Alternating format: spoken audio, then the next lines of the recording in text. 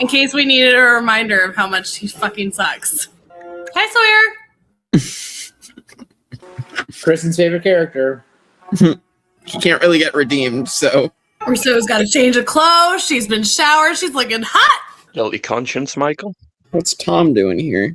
They really don't want him to end his own life. So maybe there is redemption. Anna Lucia and Libby? They were innocent. You killed them, Michael. He did. No one asked you to. True. Hello, everyone. Welcome back to the Tribe of Nerds. Michael, Kevin, Kristin, and I are back for Lost Season 4, Episode 8, Meet Kevin Johnson.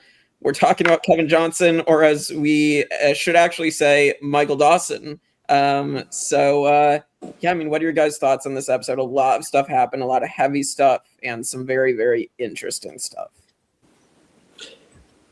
Yeah, a lot of interesting stuff. A lot of like the influence of the island. That's big, right? Because like, no matter what Michael does, it's not gonna let him, right? Like, and then like the reach of Ben, right? To be able to send Tom Friendly to Manhattan, like In a penthouse. right. And Tom Friendly has a. I'm not going to judge because I don't know what that man is to Tom Friendly, but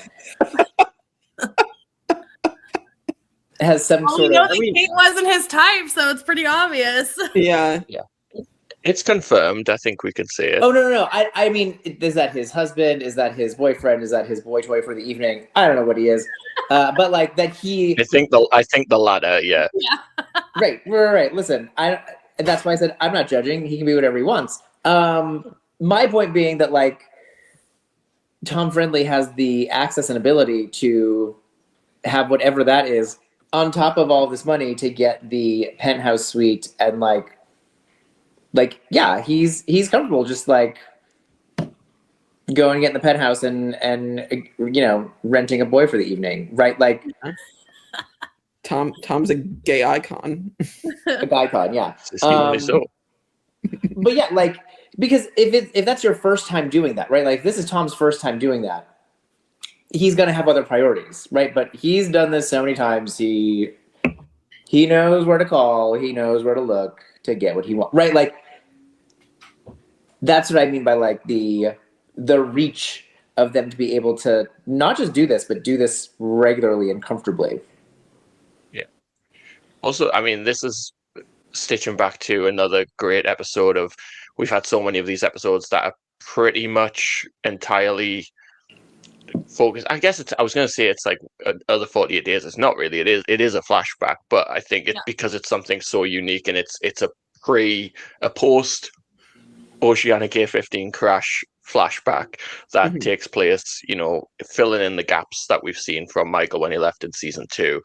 It's always so much fun to be able to fill in all those little gaps. I feel like this is an episode that really does, you know, answer some questions and fill the blanks of what's happened in that time that we last seen him, which was ages ago. Like when we saw the previously on Lost and it's all the things Michael did, that feels like a lifetime ago. We've been through so much since then. Yeah. Also, so many questions it throws up. You know, the previous episode we got, hey, Ben is the one that put the wreckage of Oceanic A15 under in the ocean. This now we're saying, hey, no, Widmore did this. Is it Ben? Is it Widmore? What's going on there? There's like so many threads of like things that are going on outside of our Oceanic A15 passengers between the others and other factions, where it's like we're just in the middle of this bigger story that's going on, and we only have certain pieces of the puzzle right now. Yeah, and I maintain we need to get Sun off the island. We need to do whatever we can do to get Sun off the island because Sun needs to be safe. But like the more time goes on with this freighter, the more I'm like, these people cannot be trusted. Right? Yep. They're sitting there shooting the machine gun off the side of the boat. Not just like target practice, but like at one little plate, like red flag. Right. They're getting ready. Yeah. Red flags, many. So I am still like, listen, we got to figure out how we're going to take over the boat. We got to figure out how we're going to get the captain to be on our side, whatever it is. I don't trust these people, but we do need to get Sun off the island. So we got to figure that out. But you will. Right. These people are right. Now we know from watching the show, from watching we know that she will. But like, if I'm Saeed or I'm Desmond and I'm on the boat and I'm knowing these things, I am like, okay, I don't trust these people. I don't believe these people, but I still need to use the resources that these people have. Yeah. I did also want to point out it's kind of funny how like, because Walt's actor has grown up, they just don't show him at all in the episode. He's in the window. You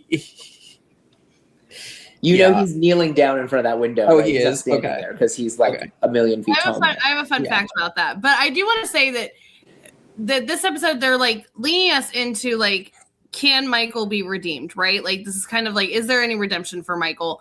From what we've seen from when he got home, like we're going to get into it, but like he didn't seem to be doing like the best choices. Like he has not, like he's telling Walt like what he did. Like it's like Lost has tried so hard to be like, maybe he's redeemable, but you're not helping us because everything you're showing us is like, no. Yeah. And even like, is he even on the right side for redemption? Like, we don't know. Like, is the path he's going down with Right. the Ben side of things the path for redemption? It could be that he's making things worse. We don't know that yet.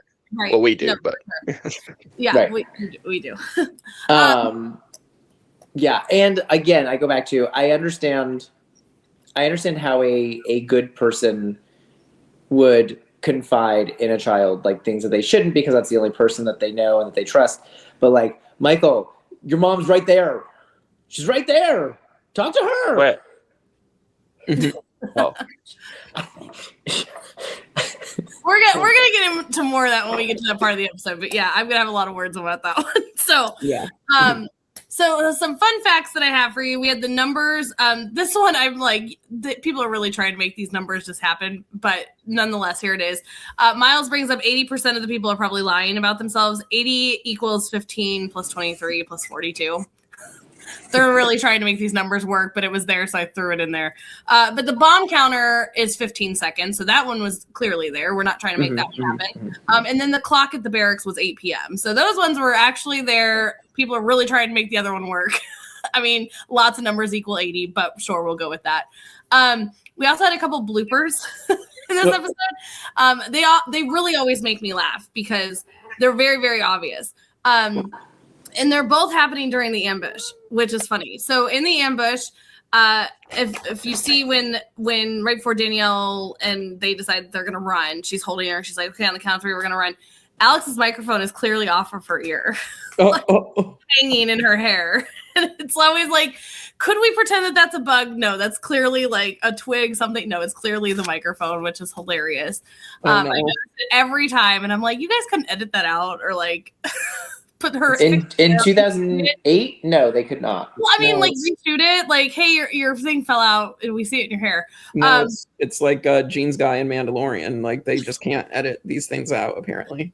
Well, another thing that Alex did not have going for her is also after she has now lost Carl and Danielle, she's sitting there on the tree. She's panicking. What do I do? There's people surrounding me. And they close up on her face and on her eyes, which we know she has blue contacts in. And the one on her left side is like moving. So it's like you can see it's like hanging down. I'm always like, your eye looks so weird here. Oh my I God. didn't even know she wore contacts. Oh, But yeah. These are blue contacts that she wears. There's just something about Tanya, I can't remember her last name, that plays Alex, but Raymond, this goes all the way back to the old school blooper of her grabbing Kate by the boobs and dragging her up during the hostage situation. So she's just a glutton for bloopers. I don't know. She really is. But yeah, no, if you ever go back and watch it, those are two, like the eye really always bothers me. I'm like, somebody fix that girl's contacts. And then you have like the ear thingy. It makes me laugh. Going back to Walt in the window, that is not Walt kneeling down in the window. It is in fact Walt, but they digitally added him from a scene from season 1. So it's not. What else can you do? Walt, but it's not Walt because Walt is a giant now, and so it does not work. Okay, that's it hilarious. is Walt, but not Walt at the same time. So no, he is not kneeling down because if you notice too, like it's even like when we get him at the end of season 2, he's grown up a little bit, right? So like we can start to see that he's aging and things like that. So, but if you look at the window and you look closely, it is like Walt, like first episode Walt, like young baby Walt. And you're like, wait, even he was older in season 2. But yeah, so that is, they digitally added him there. Last fun fact here for you, Jake, and I'm so sorry that we're going to have to do this to you, but after this episode, we had to suffer a month-long break, and so we have decided that you are a month. So sorry about your luck. You're just going to have to suffer like the rest of us. I'm just kidding. We're not gonna actually do that. Yeah, no, we had to wait a month. Like we get all this information about Michael, and then this crazy twisting cliffhanger of like Alex surrendering, Danielle and Carl are now dead, and then they were like, have fun waiting for a month. torture. Well, I don't know, Kristin.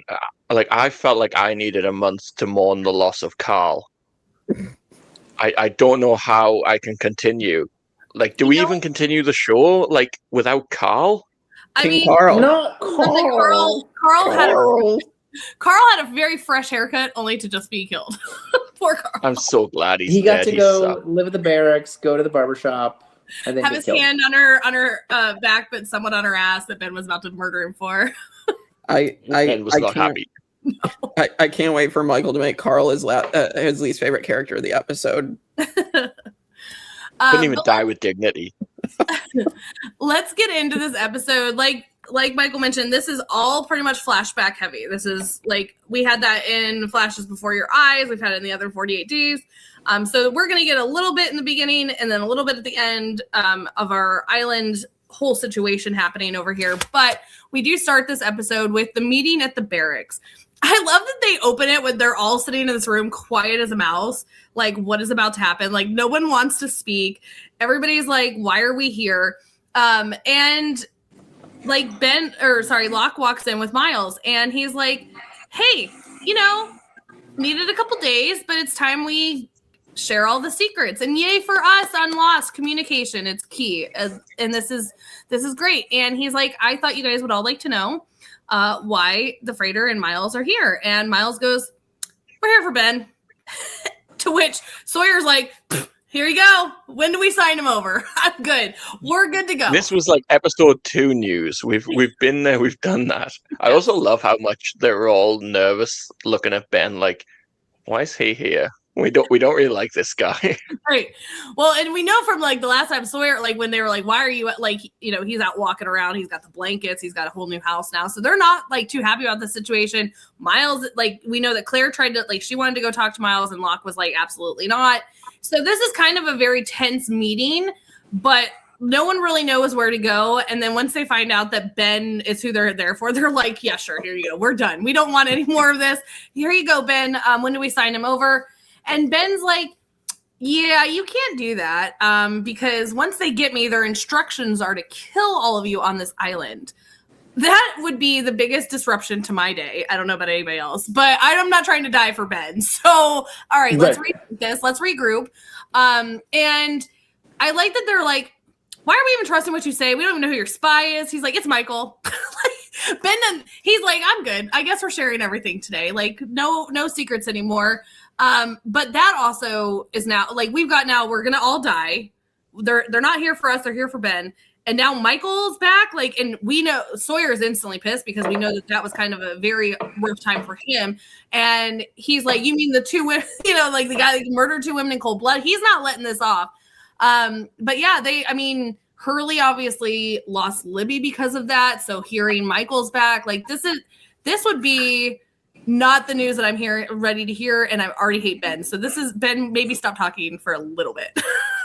Do you believe that that's the mission? So I think this is what I love so much about this season is it's so you have 2 sides that you don't really trust either one of. Like, do you believe what Ben's saying here, Jake? Of once they have Ben, like they're gonna kill everyone. I'm believing the freighter people a little more just because Ben has been known to lie like a lot. So yeah, I know I was torn because we hear this in the same episode that, like I said, we see them kill Danielle and Carl. We see them like doing the target practice off the side of the boat in a way that is not like accurate target practice. This is just like indiscriminate shooting. So we do have red flags, but yeah, Ben lies. Ben lies a lot. And does it make sense for these people to kill everyone else on the island? Like, I think it probably makes more sense to just leave them, right? Like, so I don't know. But yeah. I'm still, as I've been saying, we need to get sent off the island. This is one that I remember when I was sitting here watching. It was like, could both be true? Like, I remember, that's what I thought. Yeah. Is there a clear side, or could both be true? Like, we know that Ben is always all about Ben. Like, Ben is going to do whatever it takes for Ben to survive. So, like, is he telling the truth, or is he like, I don't want them to like give me to the people, so I'm going to tell them we're all going to die. You know what I mean? So it was like, could both be true here in this moment? And I know that when I was watching, I was like, I'm more going to lean here because these freighter people, something is going on with these freighter people. And I'm not like, we got Faraday that's like sitting there with gas masks and he's like, I didn't pack my bag. Like we've got some issues here. So I remember just being like, I think we might have an issue of like both having some truth to them, but where's the truth, right? Like there's truth somewhere, but where is it? Yeah. I'm not saying I 100% trust the freighter people. It's just the fact of like Ben has been proven to manipulate everybody for what serves his needs or desires. And but like they aren't being truthful. They aren't telling them everything. And yeah, I mean, clearly Charles Widmore is out for something here. Well, and it also has a point too to bring up by them is like, obviously the freighter people are going to believe that Ben is the one that put all the people, like all the plane on the bottom, because that's what they were hired by Widmore, right? So like they're going to be told that Ben is telling all of his people that Widmore did it. So like, because you know what I mean? So like, that's where it came back to like, there's got to be truth to both sides, but we don't know the exact truth of where it is. You know what I mean? So it's like, you're always like in that moment of like, I'm the good guy, but no, I'm the good guy. Okay, but great. What did you say that was common that we can figure out is the truth? You know what I'm saying? And also, not everyone on the freighter is there for the same reason. We're going to learn that Frank's there because he's a conspiracy theorist. He's like, he just wants to know the truth. Not everyone on the freighter is bad, but there are these like bounty hunter mercenary style people here as well, where it's like, are they necessary for this mission? If it's also above board, it's like, it feels like there's bad on both sides, and it's trying to figure out who you can trust. I'm not saying we can trust Ben, but right. Well, and I think he might still be telling the truth. The thing is, we know Widmore. We don't know much about him other than the fact he hates Desmond and poor people. Apparently, you know what I mean. Like, yeah. So we don't really know much about Widmore, but we do know that Ben he's done some very, very horrible, questionable things here. So, but he's also talked about Widmore and who he is, and we're going to get to a moment here when Ben starts to talk about Alex, but I want to get to things on the freighter first, but I want to bring this back up when we get to that part here. So before we get to that, we go back to the freighter. The alarms are going off. Also, Desmond, you were not prepared. You had your shoes off. Saeed's like ready to go. Desmond's like, hold on, I got to tie my shoe over here. But you run out to the deck and there's a fight happening. And lo and behold, it is the captain kicking the shit out of everyone, basically. And he is fighting. And with these two people, we see that the little like boat is like kind of somewhere off to the side. It looks like two people, because he says these men, it appeared that there was only one that I saw on the ground, but I think there were two. And it appears that they were planning on leaving the ship. And with that, obviously, we know that their communication is down. The engines are down because the captain's going to bring this up. But we also know that that's happened, and we get more information to why that is here in this episode. But we get this point of people are kind of going to go like stir crazy, right? Like, I mean, anybody's going to go stir crazy. This is why I don't go on a cruise ship, because I need to know I can escape. Like, I need to know I can get off. Like, I'm not taking a cruise. People are like, cruises are so fun. No, this would be a nightmare for me. But with that, he does tell everybody, I'm not beating these men, like, other than to scare you. Like, this is like, I want you to understand the severity of this. Do you remember the last two people that went off here? Do you remember Minkowski? Like, we need to stay put, you guys. Like, there's something going on. We don't really know, but we know that there are like horrible situations that come from it. So we need to just stay put. I I won't beat you up, but I will if I need to. Like, basically is what he's saying. Like, so don't make me do it. But we also get the moment of him like, Johnson, come clean this up. And Saeed, he's like, perfect timing. Let's go have a chit chat. And Michael's like, not now, dude. Like, not now. The captain's like looking bad. What's going on? But this showdown is, he's like, we're going to talk. Like, we know that the tension here is building, and it's not building for a great ending here, which we're going to get to at the end of this episode. This is a nightmare for Michael. Yeah. Like, all of a sudden, Saeed's here. If you had to pick one person you don't want to be there to blow your cover, it's Saeed. Yeah, the interrogator. Like, there's no way you want Saeed here. First thing I'd be asking him is like, did you bring any bamboo shoots? No? Okay, I'll talk to you. But yeah, so we do know that this tension is going to be building, and it's going to build to something insane here at the end. But going back to the barracks, if you will, everybody's dispersing. Sawyer comes up and he's like, hey, thought we weren't going to be lying anymore there, Locke, and I caught you in one. How about that $3 million? And he's like, since there's no bank on the island, I don't think we have to worry about it. And Miles is just laughing that these two are going at it, because he's like, you guys have no idea who Ben is. Like, Ben, I'm going to get my money. Like, I'm not worried. I'm going to get $3 million. Right. Like, you think it's silly for me to ask for money because there's no bank on the island. There's no money here. LOL, you're a fool. He can get me whatever money I want. Right. Like, he's basically like, I'm going to be $3 million richer. So thanks for that. He's not worried. He's like, you guys have a little chat about it. But the part that I wanted to come back and bring up is Ben. Obviously, Carl's got his hand very low on his daughter's waist there, and Ben is not happy. Everybody takes off, but he goes, Alex, I need to talk to you. Danielle's like, not today. And Carl's like, no. Not today, Satan. Yeah, like, no, sweetie, let's go. And she's like, it's fine. Like, I see right through him now. Like, I'm not anymore, like, deceived by him. Like, we know Alex was starting to, like, earlier on. We don't know how long this kind of process for Alex to realize that Ben was not great took her, but she is now fully like, I'm out. Like, I don't care what he has to say. So sure, what do you need to talk about? Let's talk. He says, yeah, no, I need you to leave. You're going to go to the temple. You need to go. There are people that are there. Carl's like, well, why can't everybody come? And he's like, I forgot you were here, Carl. Why are we talking? They can't come because they're not us. So I was talking to my daughter. Thanks. Have a great day. But he says to her, like, you have to go because they will use anything against you or against me to get to me. So, like, if they find out who you are, that you're my daughter. And I love that, like, they kind of always pan over to Danielle a little bit because it's like, again, Ben, not your daughter, but you did raise her, like, you kidnapped her and raised her, but sure. But, like, I always love that they kind of pan to Danielle. But lo and behold, we're going to get a moment here where Danielle's like, I agree. We're gonna go. I think that he's right. Who would have thought that was not my bingo card that Danielle was agreeing with Ben, but all right, obviously there's enough for her to feel this is necessary.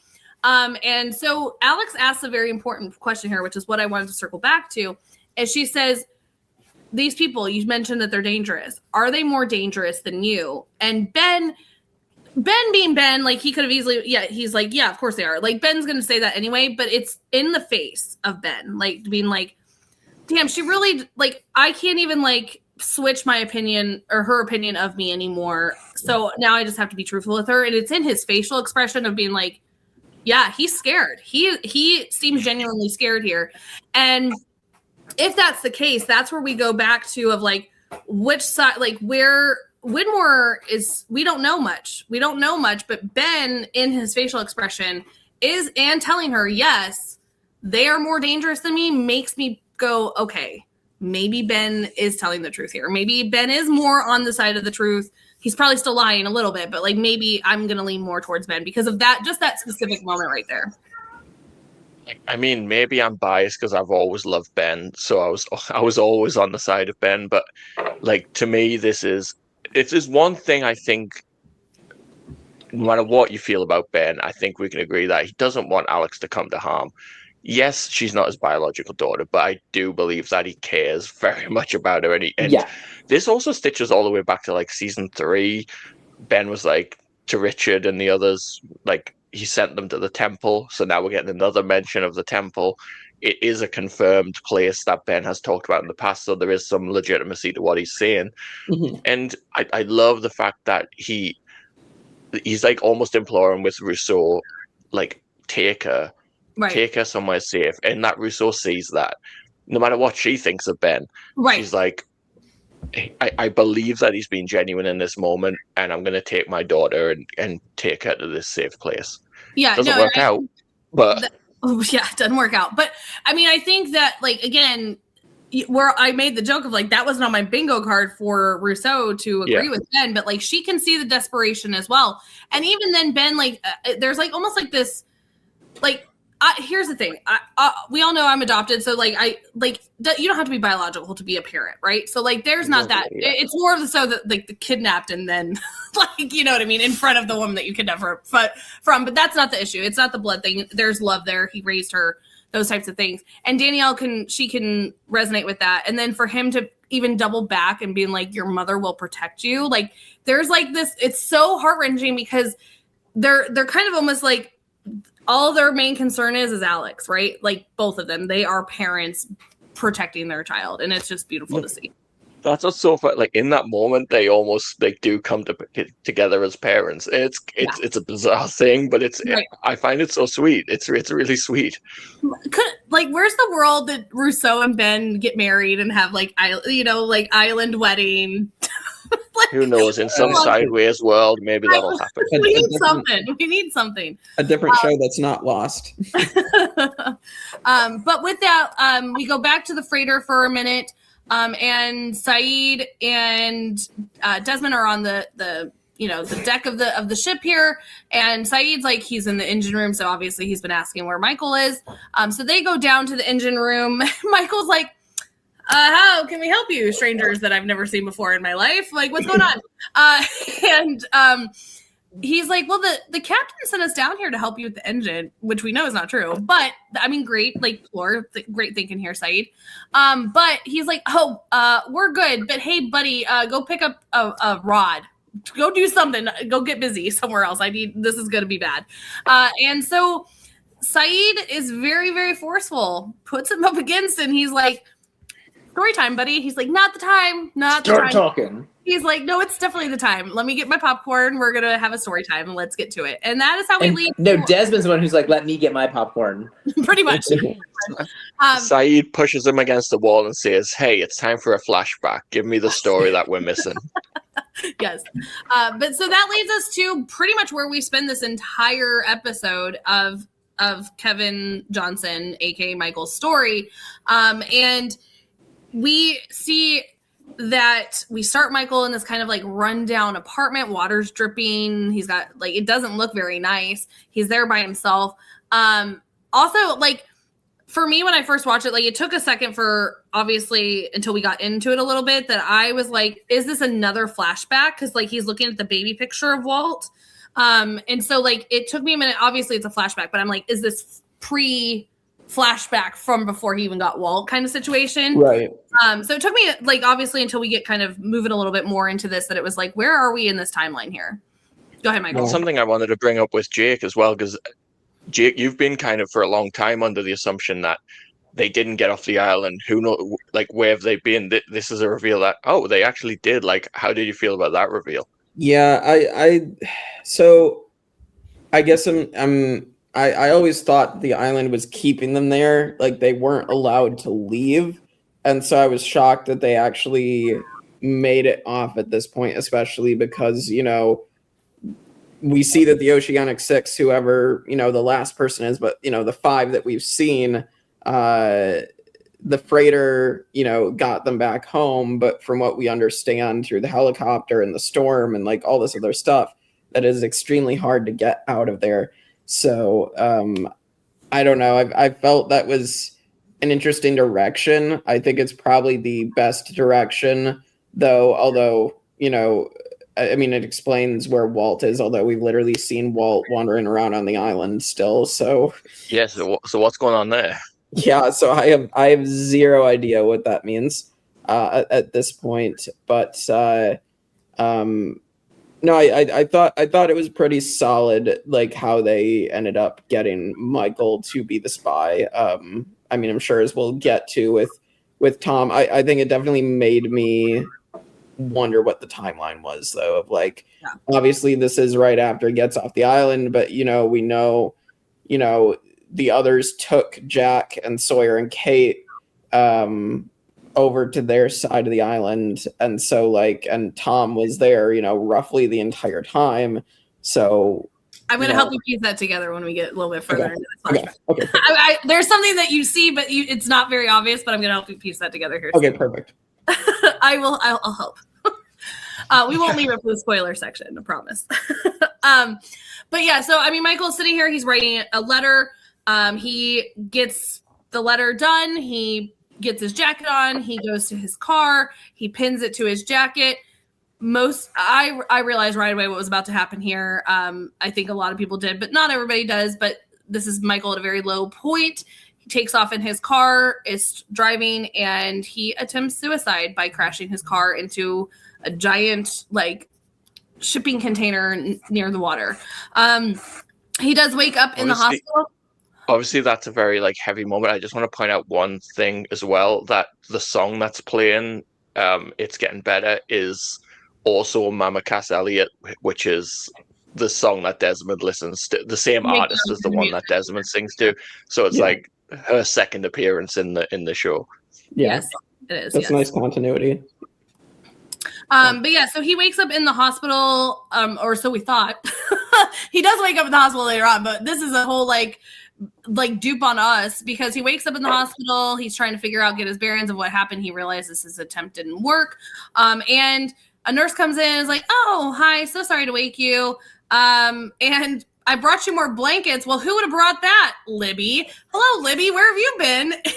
And he quickly is dreaming. He screams, "This is not Libby." But what a way to wake up from something that you were very low in that moment that you were hoping would be done. And then you wake up and you're woken up to the person that you killed. And then you wake up for real. That just got to be a very mind trippy thing for Michael there in that moment. But he does wake up for real. The real nurse enters. And she's like, I like that she's trying to make light, because obviously this is a very heavy situation that we're dealing with in this episode. Also, for anybody that's dealing with any mental health things, please seek help. Also, if this is too heavy of an episode for you, just skip it. We're not going to be upset. We're not going to be upset. Yeah. With that, I do like that she kind of comes in with a very heavy situation and tries to make light of, give a little bit of it's okay, I'm here for you, context for him. And she's like, heard screaming and something's telling me it's not your neighbor over here with the tube down his throat. I like that there was she tried to make a little bit of it's okay, let's be friends kind of situation. And she basically is no name, no identification. You want to tell me your name? No. Okay. Do you want me to call Walt? And he perks up and he's like, what? Walt? And she's like, the letter you wrote was to Walt. Do you want me to call him? Which that makes it even more devastating that he obviously in that moment was trying to say something to Walt. And he says, no, I don't want you to call Walt. And she's like, okay, and leaves. Obviously after he gets out of the hospital, we don't know the exact time frame here of how long he was in the hospital. He didn't it seems like obviously he had a neck brace on, but doesn't seem like he was too badly hurt from that, which we're going to get into of the island later on. But he does show up at his mom's house. He absolutely should have been. He drove 70 miles an hour into a container. A solid shipping container, and in a car that was not. It was an older car, right? It's not a car that's designed today to protect. No airbag. No airbag. Right. No, this was just metal on wheels driving down the road. Yeah. So he does arrive. He's got a couple scratches on him and things like that, obviously. But he arrives at his mom's house. And this is where I'm going to – I have a really hard time with Michael here. And I've had many issues with Michael. Not you, the other one. The shit one. The shit one that we're about to talk about. Because, listen – we know why him and Walt aren't speaking. Okay, so we get to mom's house. Mom's like, how dare you? You're not welcome in my house. She shuts the door. She's like, absolutely not. I don't even want him to know that you're here. She brings up, this is where we get a little bit of timeline. You guys, your plane crashed. You were gone for 2 months. You show up. I can't use your names. I can't talk to you about it. I don't know anything about it. Whatever you said to that boy, he doesn't want to talk to you. So no, we're done. And then, of course, Michael says, well, will you tell him I love him? Walks away, and we see Walt in the window. But what I want to get to here is we know, because Tom's going to tell him later is you told him you couldn't live with the guilt and you told him what you did, which how dare you? Thank you, Tom. Thank you, Tom, for speaking the truth right here. I cannot believe you put your guilt on a 10-year-old. How? I don't care if you have nobody else to talk to. Talk to a wall. Talk to a freaking wall. Do not ever put your guilt on a child. That is I hate that. Whatever it may be, like something as serious as like murdering 2 women, something is like any of your guilt. Don't put that on your children. That is not them. They are supposed to be kids. He went through crazy town. Okay. He lost his mom, got dumped by stepdad, gets on a plane and crashes, then like has no idea how he got home, but he's now home. He does not need any more of your shit.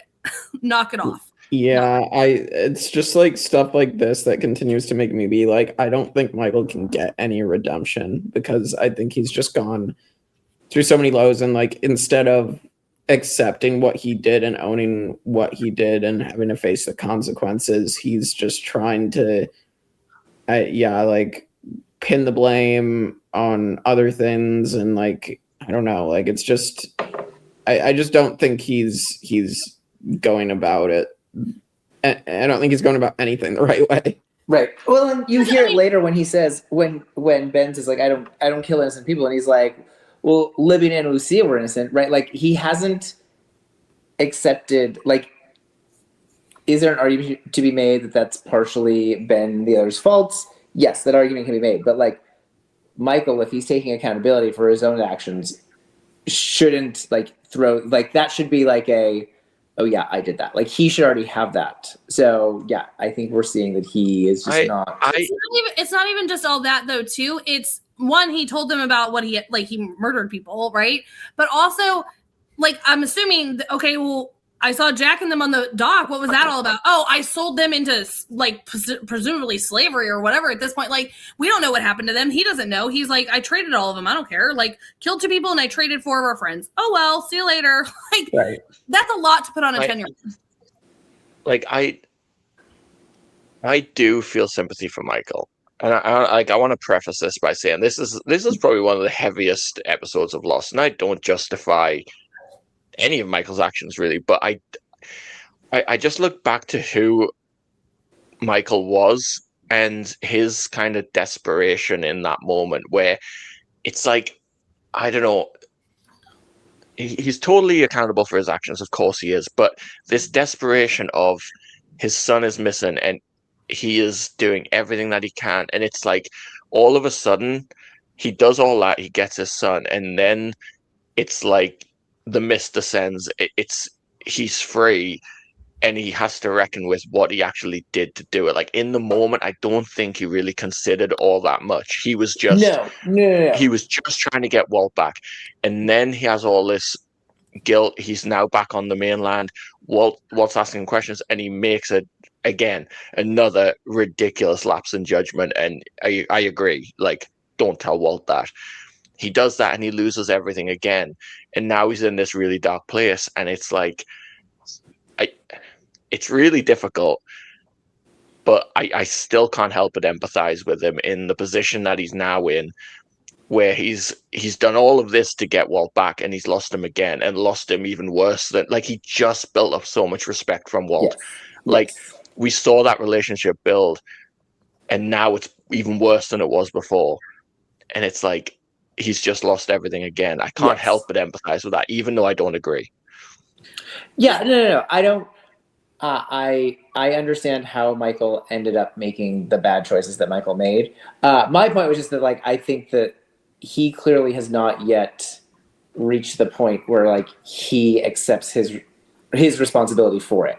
You know, like that he did make those choices. Like he didn't have to do things the way he did them, right? And like, yes, he did in the moment because he felt like he had to, but like he hasn't yet had that point of being like, no, actually I didn't have to, and that's my fault, and I need to take responsibility for that. Like he's still pushing that responsibility onto other people. So that was all my point was. Well, my other thing, and I know I sound very heated when I talk about this because I am very heated about it. I'm very, very serious. It's a heated conversation, like absolutely. Like, I will say though, I feel for Michael so much in this point because to be that low and to feel that that's your only way out is devastating. So, sorry. I hate that. Sorry.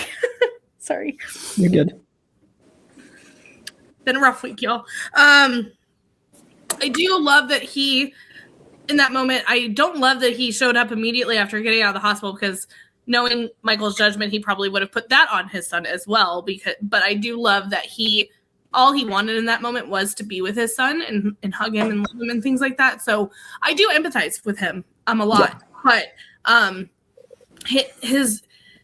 it seems like, I mean, Michael has had a rough, like, especially with Walt, like, obviously Susan took him and, all these things. It was a rough thing when it comes to his son.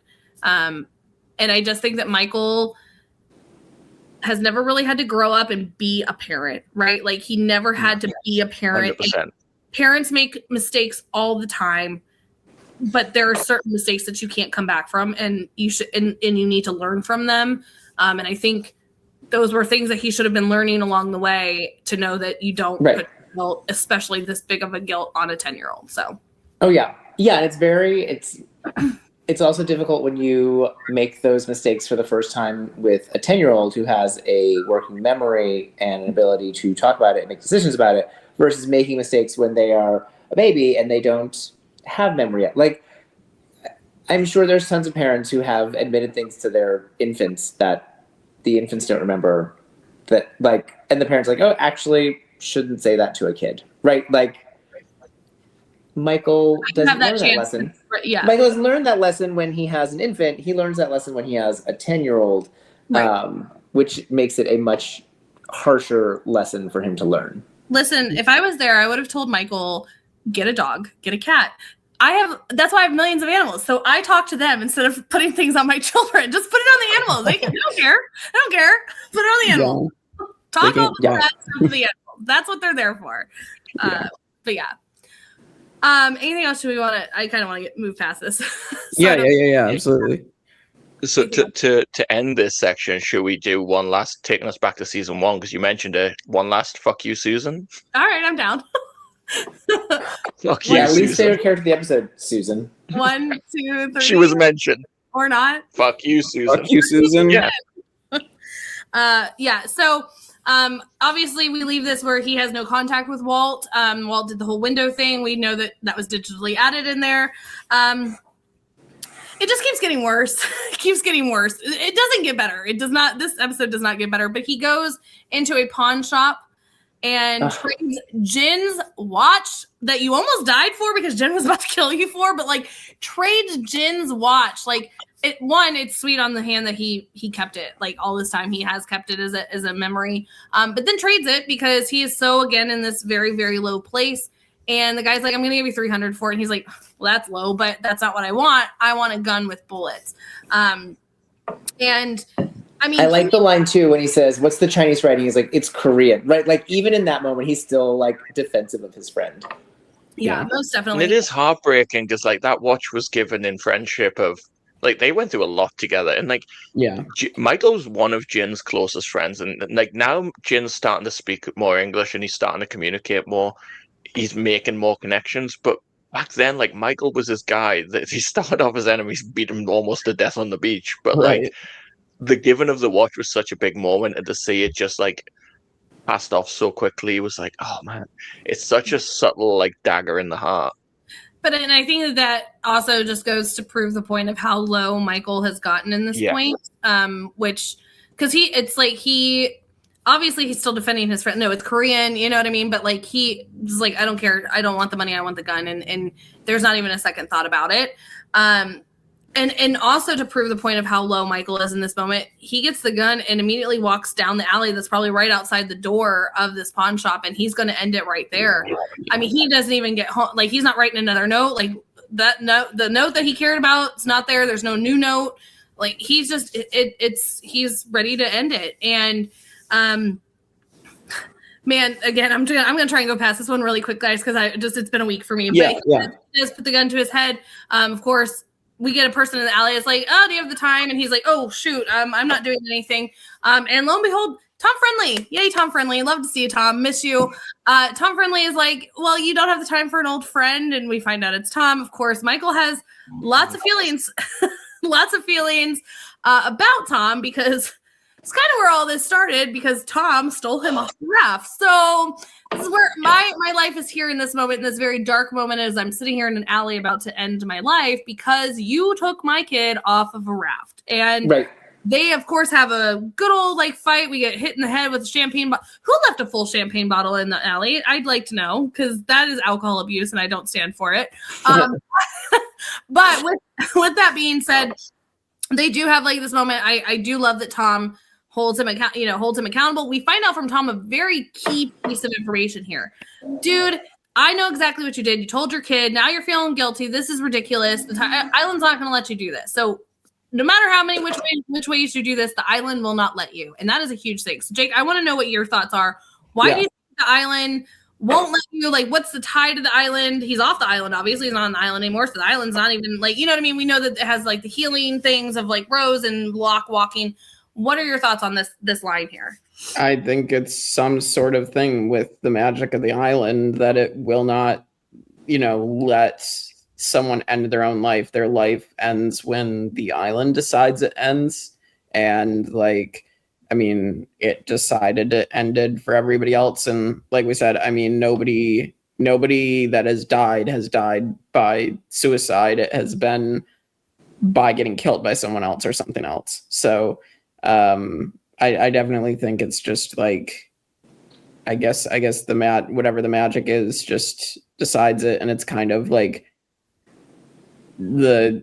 I guess in a way I want to say it's a God's plan type of thing. I don't know. That's what I kind of see it as.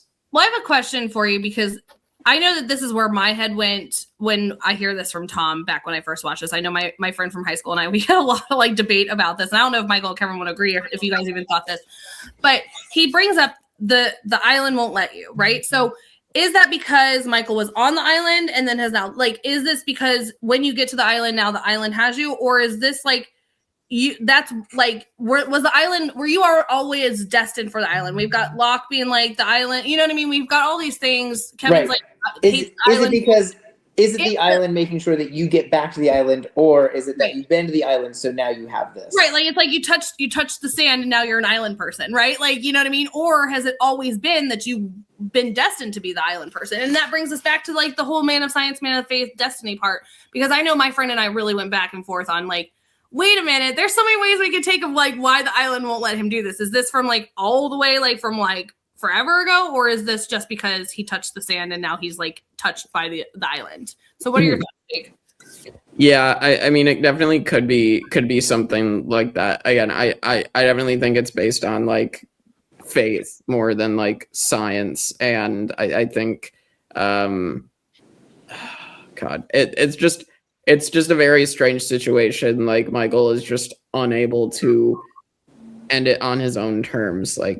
Whatever is happening, the island has a plan for Michael specifically. So it's up to the island. Michael, do you guys think that way? Was those thoughts did you just automatically think, oh, because he was on the island won't let him do it now? Or did you ever think was it has he always been destined for the island kind of situation? I don't remember if I thought he was destined for the island or if the island did it to him, but I always, Jake, my fellow nerd here, knows comic book characters. There are comic book characters who have the power of luck, right? So if they Domino, yeah. Domino, right? If they have an action, if they make a decision within a situation, it benefits them, right? So if they're about to be in a car crash and they see it coming and they move the wheel will move to exactly where it needs to move for them to safely move out of the way, right? So that's where my head went, was that this is as long as Michael is the one doing it, right? The gun will jam, the airbag will go off, right? Whatever it is that needs to happen because Michael's doing it, it will happen, right? Something could happen to Michael. Somebody else could do something Michael could be asleep and somebody could hurt Michael because he doesn't see it coming. But if Michael's the one doing the thing, it's going to not hurt him. That was like where my head went to. I didn't know if it was before or after. Like, is it because he's already been to the island, or is it because the island wants him to be on the island? Yeah. Yeah, like I was never. I don't think it's anything to do with touching the island. That was never like my thing. This is. I mean, I'm mostly a John Locke guy, so like my thing has always been, this is fate. This is like they were brought here for a reason. We've seen with the Oceanic Six as well that like their lives off the island aren't necessarily going all that well for them, to the point where now some of them are like looking to coming back. That they have a purpose here, and that they might think they need to get away, but whatever their reason for being on the island, that is where they're meant to be. Even going back to Desmond when he flashes back in Flashes Before Your Eyes, where he tries to do something different, and the old lady's like, no, that's not your path. You need to be, your path is to go to the island. This is it like determinism? Is that the determinism? Yeah, I think so. Yeah, where it's like it's all set in place, and like your life isn't necessarily your choices. It's set in place for you. I always felt like these characters had to come to this island, and for what purpose we don't know yet, but they're all there for a reason. Yeah, it's definitely something like I think we've talked about this with Lost. Is like Lost is a great show because it lets you kind of like have your own interpretation of a lot of things. So I like that they kind of always throw in something where you're like, oh, I never thought, like we do it a lot of time on the podcast of like Michael has a thought and we're like, oh my God, I never would have thought about it like that, or whatever the case may be. So anyway, not to Whatever quote the case may be. I know I was realized. Oh my God. Anyway, we're gonna move on. So we do hear Tom say we need some help. So when you're ready, like to get your shit together, and you realize that you're not going to be able to do this, I'll be at the penthouse having the time of my life. So see you later. But we do have Michael go back to his place. He again makes this decision that he is going to end it. He pulls the trigger. I mean, he does this a couple times actually, and the bullets are of course all there. Again, like the thoughts and the feelings of his loneliness in that moment of like we even see it. He doesn't really want to, but like he feels like he's lonely. Like this is no other option. The pain on his face. So Harold, amazing job. But as he's attempting this, the news comes on, and the oceanic remains have been found on the bottom of the ocean. That would spark my interest because that's not what happened. Mm-hmm. And so that immediately sends Michael to Tom's penthouse. Like, let's go have a party because you're going to give me some information here. I also love that Tom was like, I thought you weren't going to be here for a couple more hours. I had plans, but okay. Hey, Michael, come on in. We do see that this is where Tom is just like, I don't get to the mainland often. Michael's like pissed. He's like, you guys just leave and then you go to the penthouse? Like, we were all struggling. Like, what's happening? But yeah, he's like, hey, buddy, rent a boy for the night. I need to talk to my buddy Michael here. So can you leave? And the guy's like, sure, no problem. I'll be back. I'll take a walk. Like, so weird. I would be quite, I'm like, you didn't hire me for this, but all right. What is that? This is normal behavior. I'm not raising any red flags to that. Tom friendly gay icon. But of course, Michael has lots of questions. Like, let's start why my plane is on the bottom of the ocean. He's like, that's not your plane. This guy named Widmore put it down there. Michael's like, you guys lie about everything. I need actual proof. He's like, sure, here's this giant ass folder. Here is everything you need to know, which now we're like, we were questioning which side is telling the truth of this, but it does appear that maybe Ben's side is telling the truth. But of course, you can always like fake these things. I'm not completely convinced. I am more believing Ben that Widmore did it. However, do I put it past Ben to like fake these documents as evidence? I do not. And yeah, so it does give us a little bit to be like, okay, maybe we're gonna believe Ben and this side a little bit more, but I'm not quite there yet. But he has pictures of the mass grave that they took the bodies from. Here's the receipt for the plane that he bought. Here's the receipt for how he got it down there. Like all the things. And Michael starts to realize like, oh crap, this is like a huge elaborate plan, and for what? And so Tom mentions him There's a freighter by Widmore, and he's going to the island. He's got the coordinates. He's going. You got to protect your friends. This is the only time to redeem yourself. So, redeemable? I don't know. But thoughts? No thoughts. That tells you all that there's no redeeming qualities here about Michael. Right. Anything. I think that there. I think for the most part, not anybody in the world, but I think most people can be redeemed, right? Like just in general. I think like there was a path for Michael to be redeemed. I don't think that this is necessarily the path. I think Ben will manipulate people to do what he wants, and what Michael wants to hear right now is that he can be redeemed. So he's going to use that to get Michael to do what he wants Michael to do. I don't think that this is actual redemption. No. Ben just seems to know how badly Michael wants this. Like whatever someone wants, Ben seems to know and has ways of getting them to do what he wants them to do to get what they want. Right. Because if you're as a the therapist side of me, right, is like, that's not how you get him to be redeemed.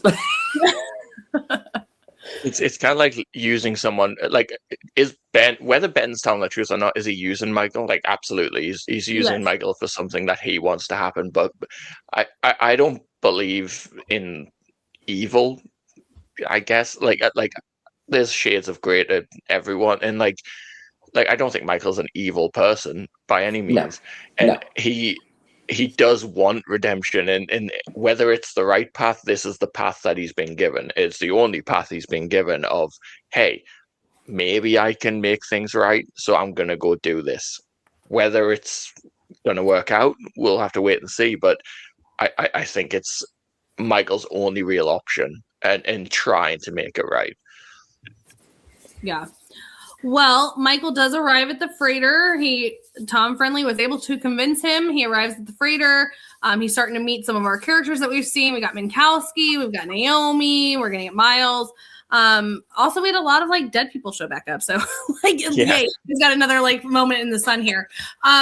But he does check in. Naomi's like, oh, you got this giant box for you. He's like, oh my gosh, what is in the box? Like you can see him like, this is going to be a little bit more than just like hanging out on a freighter. But he gets on the freighter. Miles immediately calls out his lie. He's like, yeah, no, listen, we're all lying. Kudos to you, but I'm not believing it. So just so you know that all the like friends thing.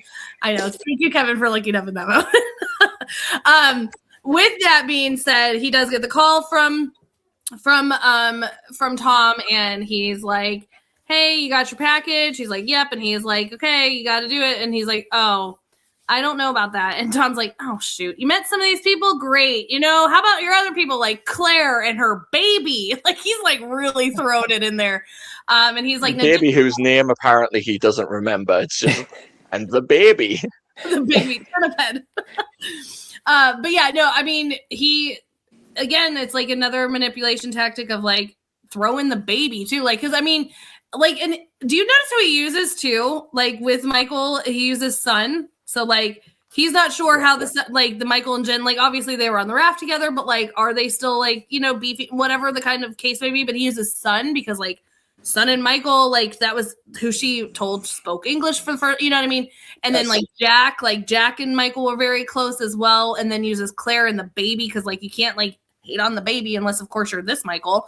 But it's enough to convince our other jackass Michael to do things. And he's like, okay, fine. He's like, great, ditch the phone and get to work. See you later. But he also says like, wait till you're in open water before you open that box. With that, they are now hanging out on the freighter. We see it cruising, doing the things. And we get Frank coming out with his conspiracy. He's like, let me tell you a story. I just met you 2 seconds ago, but I'm a little bit crazy. The Oceanic people, that wasn't their plane. Can you imagine, like, obviously Michael's Oceanic and like all this, but can you imagine Frank just walking up to a random person being like, that plane, not the plane? Like, I'd be like, somebody get this man like some crazy pills, please. He's probably already done that to a bunch of people. He just decided to go up to like the 20th person that day and be like, hey, you know, this is what's the truth. You know, people think it's a conspiracy, but it's the honest truth. Yeah.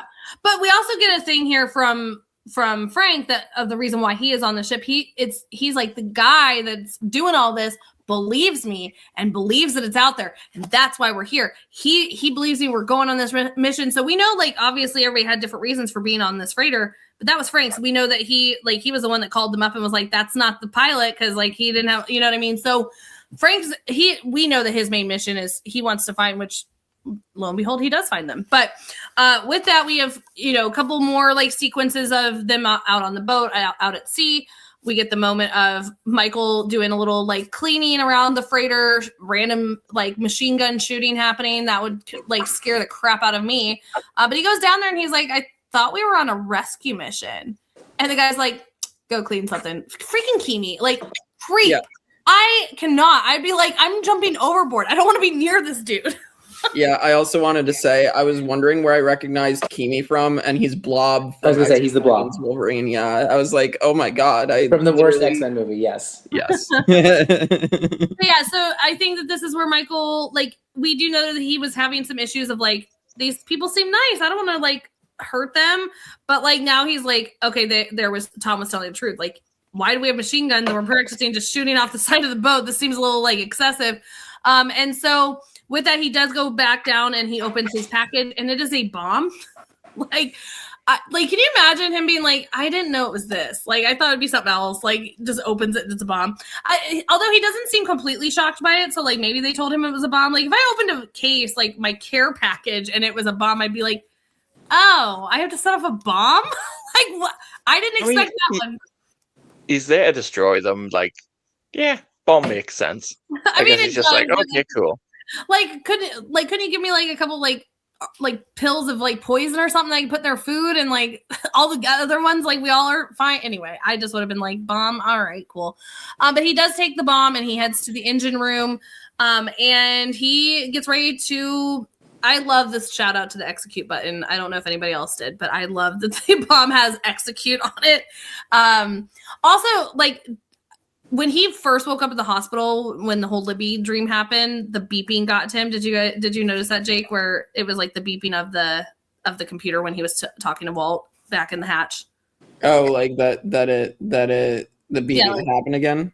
Yeah, like obviously it's the beeping of like the monitor in the hospital. Yeah, but that's what like he like looked, because he was expecting like a computer or something. You know what I mean? Like that, it would. So I love that they were taking us back a little bit to the hatch and the computer with the execute button and the beeping. I did not notice that, but that's a pretty crazy callback as well. Yeah. But here's a fun fact that we've never seen it happen. We have whispers off the island in the freighter. What? I did not hear those. Yes, there were whispers. So you heard like a real quick line of the song that was playing when he. Oh, yeah, that. Yeah, I did. Right after that, you hear a little bit of whispers, and then lo and behold, Libby's back again for another second moment in the sun. But yeah, the whispers off the island, that I'm like, what? That raised a whole new level of questions for me. But Libby says, do not do it. Don't do it, Michael. Don't do it. Libby, wait, I thought we were trying to protect everybody. So now I have even more questions. Jake, what are your thoughts? Because is Libby a figment of his imagination? Is Libby a ghost? Is Libby like what? Because if that's the mission is to protect everyone, you would think Libby would be on board with this, but she's telling him not to do it. So where are your thoughts? And now that you realize that there were whispers, what are your thoughts on the whispers being off the island? I am just wondering what they honestly mean, and if we're ever going to get answers to them or not. I almost think it's just like how the island has taken an effect on them psychologically of like, now they're seeing things of like, I don't know, but it could be that. But again, we've literally seen a smoke monster going around. So, and a bunch of other strange things. So it's hard to say anymore. But I do think in a way it's because of the effect of the island that he's now seen and hearing this stuff off of the island. The other thing for me too with this is like, because we also know from Juliet's last episode that the whispers were there, and then seemingly Goodwin's ex or whatever they were, Jack saw her. So like, is she dead or is she alive? Like, and did she Right. show up? Like, you know what I mean? That's So true. one, does it seem like, because we have the whispers with Walt was he there? Was he not? With Shannon and all that? Like, there's so many times like, what do these whispers actually mean? But the other thing for me when I was watching this, and Kevin and Michael, I don't know if you guys felt this way, does that mean that they're close enough to the island that the whispers are able to get over there? Because that was where I was like, oh, does this mean that they're close to the island, or does that not matter? Like, can the whispers just appear anywhere? You know what I mean? Well, and are these so my first question is are these real whispers, or like he heard the whispers before? Right. So is he just hearing something, right? Like, is this his hallucination of the whispers and Libby popping up, or is this really happening?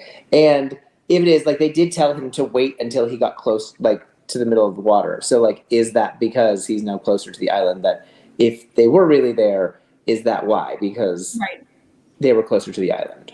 Yeah. And Desmond says in season 2, like, we're in a bloody snow globe. Like, that's how I always picture it, almost like a circumference. And we know there's like one little particular bearing that you can get through the circumference. But like, if you're within it, is that the perimeter of the island, and these things can like affect things within that radius? Right. Yeah, for sure. Well, Michael decides to not listen to Libby, and he says, "I love you, Walt," and presses execute. And he's sitting there waiting for this to go off, and it doesn't. Listen, I tell you what, Benjamin Linus, if I talked myself into setting off a bomb on a freighter, killing a bunch of random people I met like a couple days ago, and a note pops up that says "not yet," we're gonna have to have words, Benjamin Linus. We're gonna have words that I'm gonna have to go through this like feeling and emotion again. Like, this is so messed up. But it's like those prop guns that have the little flags in that say bang. Like, yes. Yeah. Okay, it's funny you bring this up, because in my head, when I knew that this scene was about to happen, I remember that happening with the gun with Michael earlier, that it said bang on it, and I was like, that didn't happen though, but why do I keep thinking it? But it's because of this scene, and that's what I originally thought too. Yeah, I mean, it wouldn't be out of the question. I feel like Ben would do that with a gun as well. Yeah. But anyway, so obviously he goes back to his room. He's upset. He's bouncing tennis balls. He's over this. Minkowski comes and he's like, "Hey, you got a call?" And he's like, "Nobody knows I'm here." And he's like, "Well, you're the only Kevin Johnson on here, and somebody knows you're here." He said his name was Walt. Oh, Ben, really? Again, Ben, really messed up, Ben. It is indeed not Walt.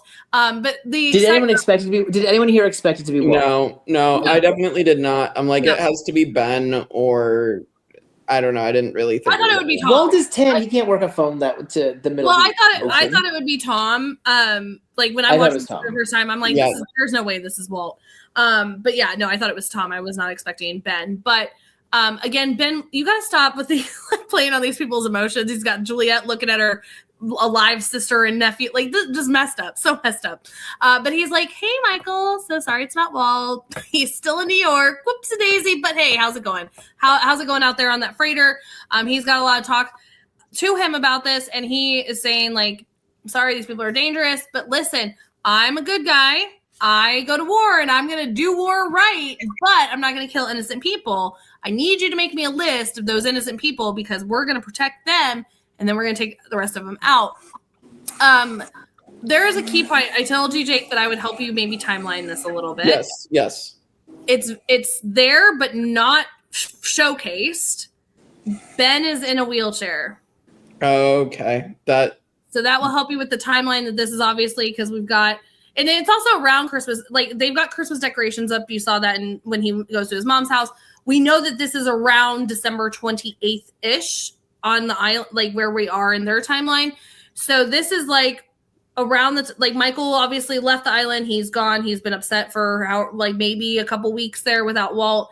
Now we've got to the point where Jack is, and it's not like fresh out of surgery. Like, we know that it took him a little bit longer to recover. So, but he is in a wheelchair because he had the. I thought I did notice like pajamas, but like I didn't catch like the wheelchair. But that makes sense now. So I guess in that time if I'm thinking back to it, Tom was probably missing for like a couple episodes and then came back. So yeah, so this is after, like, this is because we know that, like, we don't know how long it took him to do the. I also love that Ben's like, you activated the bomb. Like, what? You really are that. You really are. He admonishes him like, you pressed execute already? Like, come on.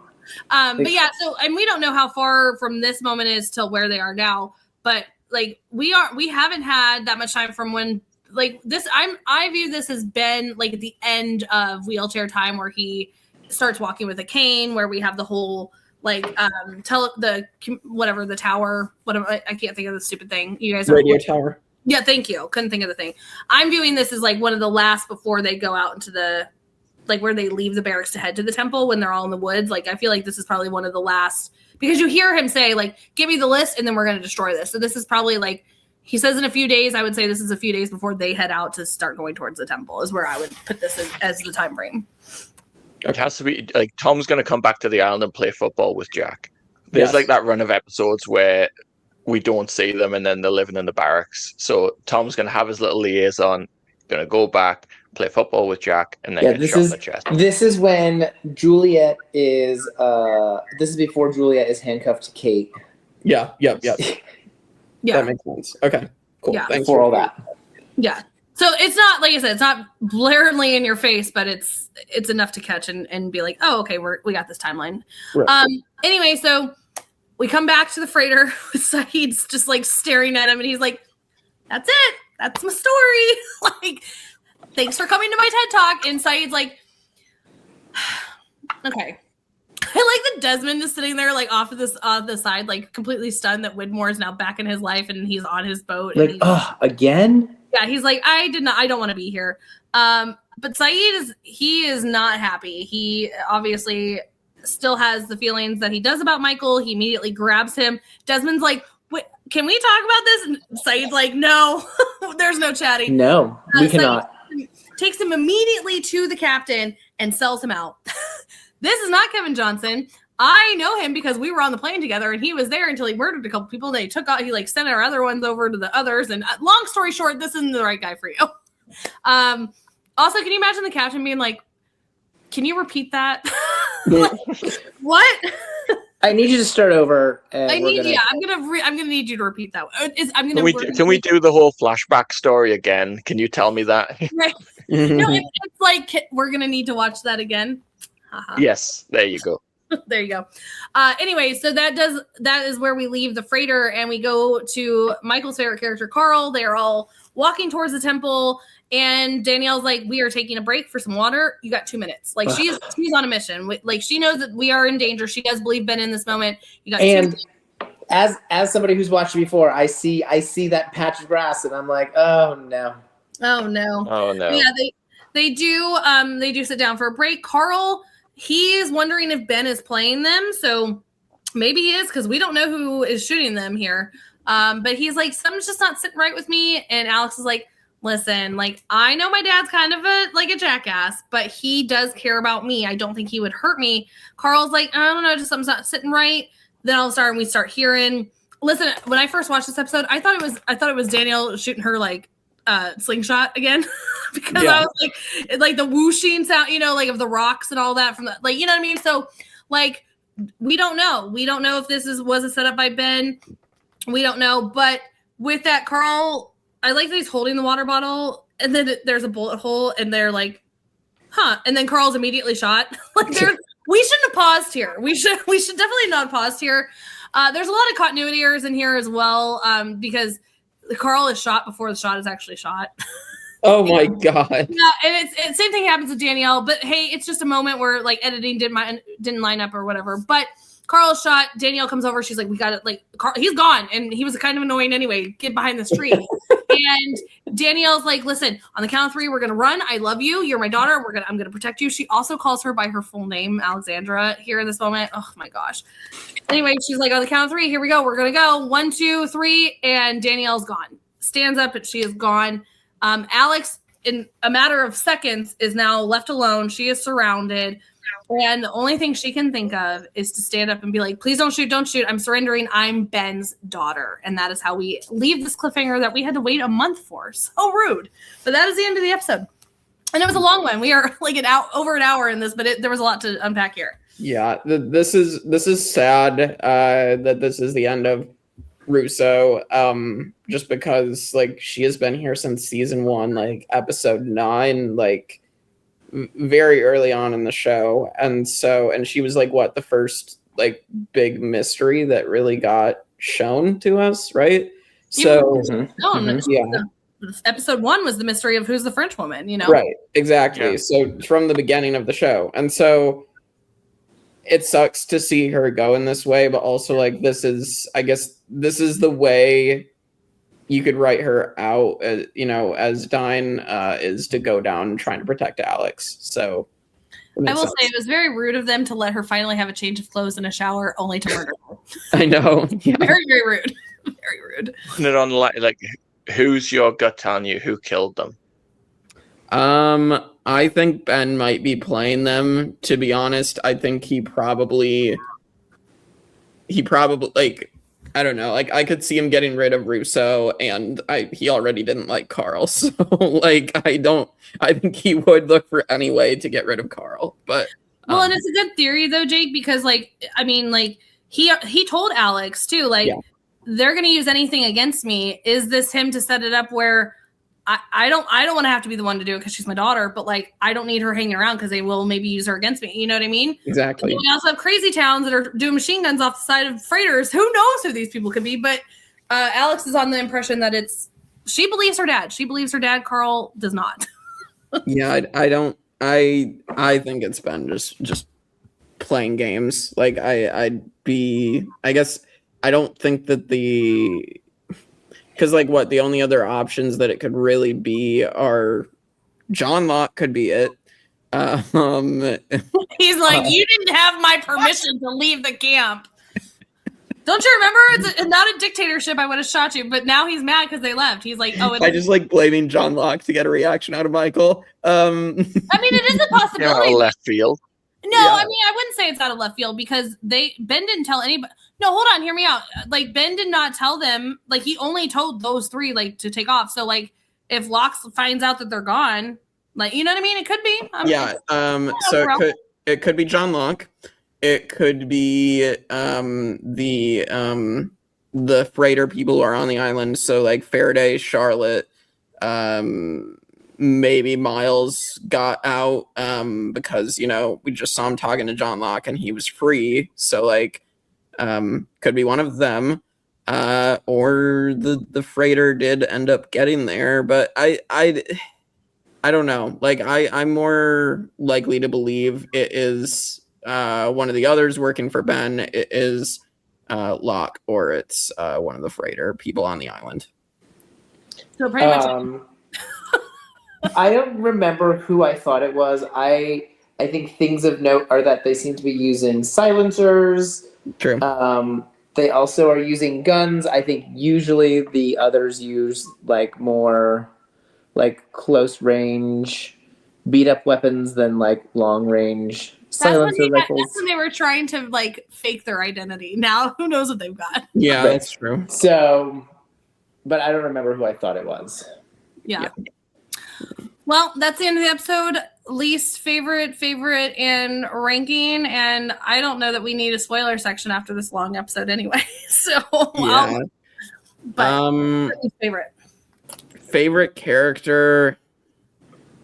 I'll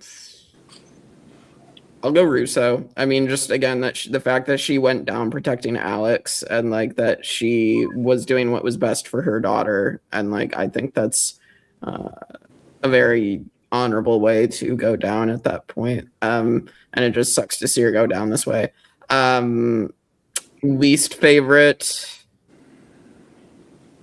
I would want to pick Michael, even though the episode centers around him. I'll pick Michael. I'll go Michael this round. I like it does center around him, but I feel like he does not, as we've talked about, he kind of puts everything on his 10-year-old son. I feel like he doesn't take ownership of things, and like, yeah, I'm gonna go with Michael there. So, I mean, I think we all look at favorite, least favorite very differently. So maybe controversially, I'm going to say my favorite character of the episode is Michael, because, like, do I agree with a lot of his actions? No, but this is a heavy episode, and Michael carries it, and it's such a great performance, and Mhm. I think such a fascinating way to bring Michael back in and deal with what has happened. So, like, I think this episode is Michael's episode, for good or for bad, and I think he's far and away the most interesting character in the episode. Mhm. And least favorite character, obviously Carl. Like, he's been useless every time he's been on screen. He has no believability in any of his lines. I'm very glad he's dead, and it's the only happy moment of this very dark episode. Stop it! He got a haircut. Michael. Well, he can, Or Carl. he can take it to the grave. God. I was going to put Michael as my favorite and least favorite. Because That's fair, yeah. because I like, it is such a complicated role to play, right? Like, this person who is seeking redemption, and do they deserve it? I think that his portrayal is kind of realistic, but I think because it's a TV show, if they had done a couple of little things differently, right? Like, if he was more hesitant to trade in the watch, right? Like just a couple of little tweaks here and there, I think the redemption would have worked more.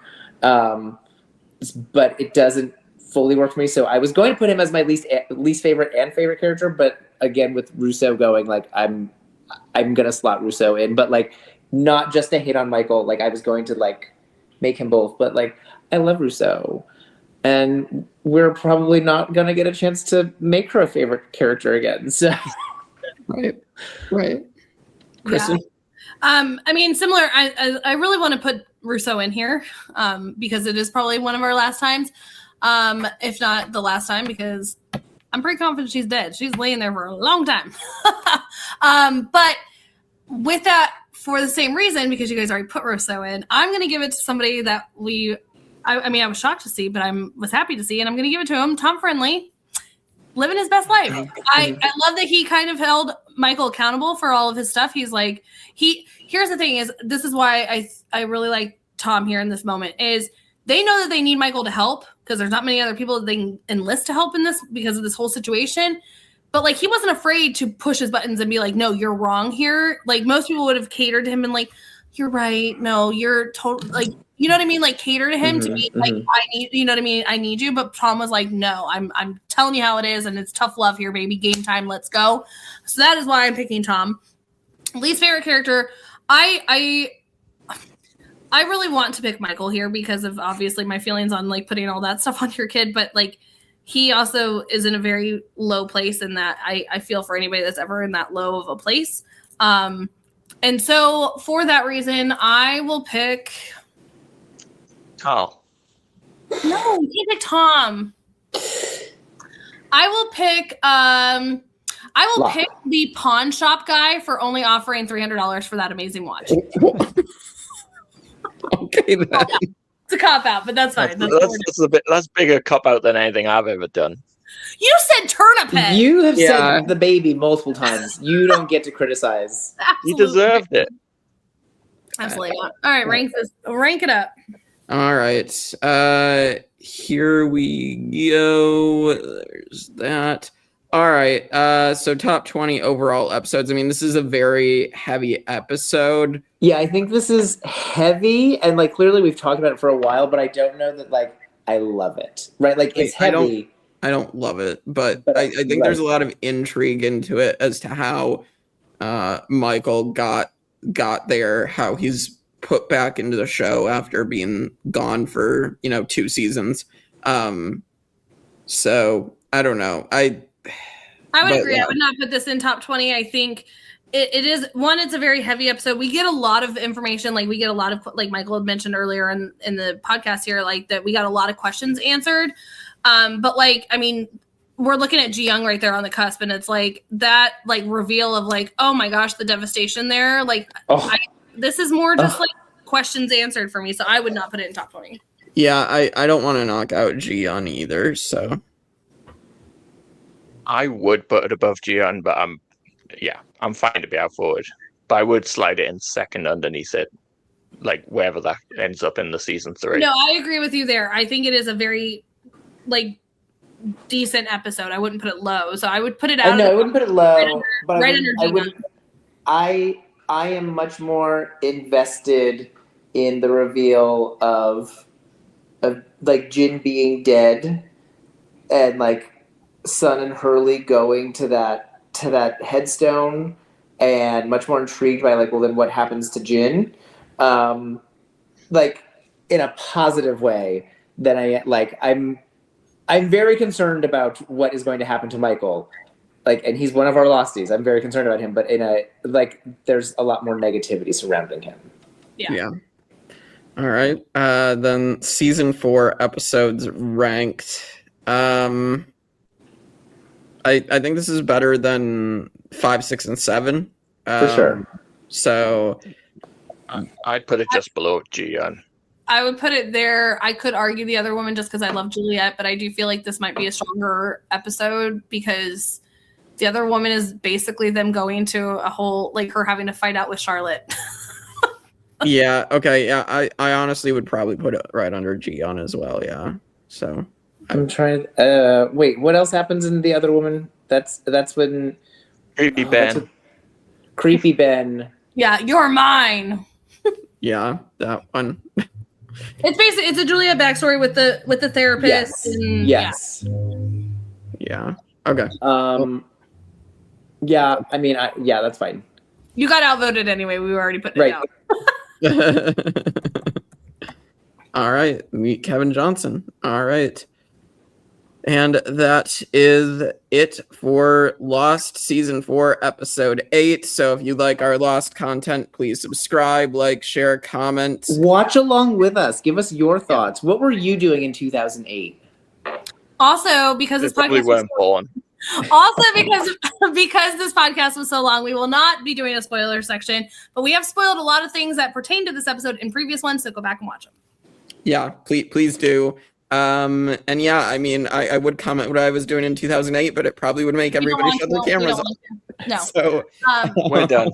I do also want to end this podcast really quickly by saying again, if you are in a place where you're not feeling, you are feeling very lonely, you're feeling down, you are contemplating these sad, tragic moments, please seek help. Call a friend, call a family member, call a stranger. Call a friend, call family, call seek help. There are many of us in the world who are much happier. Message one of us. Message one of us. Yes. Yeah.